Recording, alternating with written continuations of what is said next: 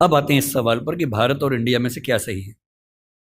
संविधान सभा में इस पर खूब बहस हुई थी। यह हमारे संविधान का अनुच्छेद 1 है और उसमें लिखा हुआ है India that is Bharat shall be A union of states. बड़ी इंटरेस्टिंग बात है कि उस समय डिबेट थी कि भारत का नाम भारत रखें या इंडिया रखें। कुछ लोगों ने आर्यव्रत भी कहा, आर्यव्रत कहा, कुछ ने हिंदुस्तान कहा, सब नाम चले। अंत में सहमति बनी कि नहीं, भारत और इंडिया ही ठीक है।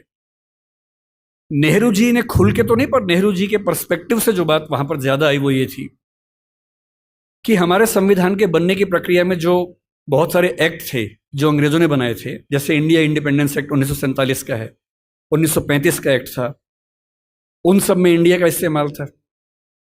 उस समय के भारत की तरफ से जो समझौते अंतर्राष्ट्रीय थे उन सब में इंडिया नाम था। पश्चिम की दुनिया हमें इंडिया के नाम से जानती थी, अमेरिका हो, फ्रांस हो, कोई भी हो, सब इंडिया जानते थे।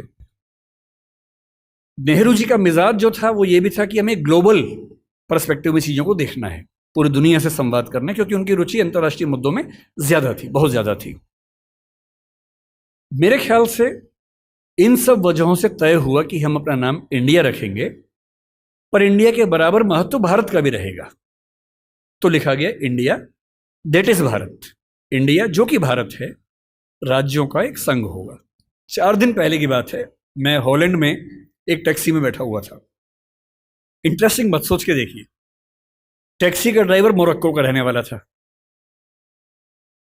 उसको जैसे ही पता लगा मैं भारत से हूं, उसने मुझसे यही सवाल पूछा। उसने कहा कि यू आर फ्रॉम इंडिया? मैंने कहा यस।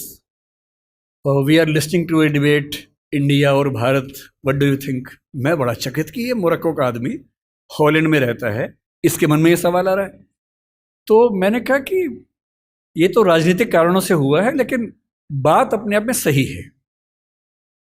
मैंने कहा जैसे बॉम्बे मुंबई हुआ, मुझे खुशी हुई, क्योंकि मुंबई की आबादी के लिए मुंबई में जो मजा है वो बॉम्बे में नहीं है। बॉम्बे तो अंग्रेजों ने नाम दिया था। कोलकाता को कैलकाटा अंग्रेजों ने किया, तो बंगाल के लोगों ने कोलकाता कर दिया उसको। दिल्ली को दिल्ली के लोगों ने दिल्ली कर दिया, दिल्ली ही बना के रखा हुआ है, DILLI, ये होना चाहिए। कहे कि दिल्ली भाई, हम क्यों दिल्ली बोलेंगे दिल्ली को? ये सारे तर्क अगर सही हैं, अगर बर्मा का नाम म्यांमार होना सही है क्योंकि उनकी जनता की आवाज तो म्यांमार में है, बर्मा में नहीं है। श्रीलंका और सीलोन की डिबेट में वो अपने आप को सीलोन ना मानना चाहे, श्रीलंका मानना चाहें, क्योंकि उनकी भाषा श्रीलंका बोलती है। तो मेरे मन में सवाल बड़ा साफ आता है कि भारत इंडिया क्यों होना चाहिए। मैं फिर स्पष्ट कर दूं, मैं सरकार के पक्ष में नहीं बोल रहा हूं, मुझे उनसे रत्ती भर मतलब नहीं, मैं एक विचार की बात कर रहा हूं। और मैं जब संविधान पढ़ाया करता था, अनुच्छेद 1 पढ़ाते हुए मैं हमेशा बोलता था कि मुझे चुभन होती है ये पढ़ते हुए कि इंडिया दैट इज भारत। दोनों ही लिखने थे तो भारत दैट इज इंडिया कर देते। अगर दोनों ही लिखने थे, ठीक है, दोनों रखें, क्या दिक्कत है। इंटरेस्टिंग बात इसके बाद है, मोरक्को के उस ड्राइवर ने उसके बाद पता है क्या कहा?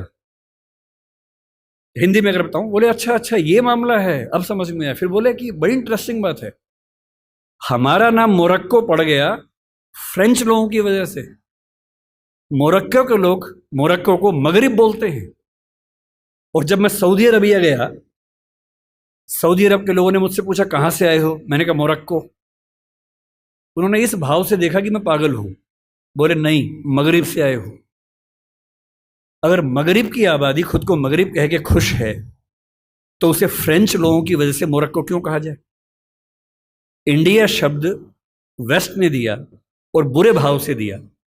उनकी नजर में इंडियन होने का मतलब है बहुत पिछड़ा हुआ होना, रेड इंडियंस, वेस्ट इंडियंस। तो आज ये क्यों हुआ? मैं समझता हूं कि राजनीतिक निहितार्थ है और उस राजनीति में मेरी रुचि जरा सी भी नहीं है, लेकिन ये आज हो या कभी भी हो, मैं इस पक्ष में हूं कि देश का नाम देश की भाषा में होना चाहिए और देश की भाषा भारत के पक्ष में है। आप इंडिया भी रख लीजिए, इंडिया दैट इज भारत के बदले भारत दैट इज इंडिया मेरी पहली पसंद होगी। मुझे इंडिया से दिक्कत नहीं है, पर भारत मेरी पहली मोहब्बत है।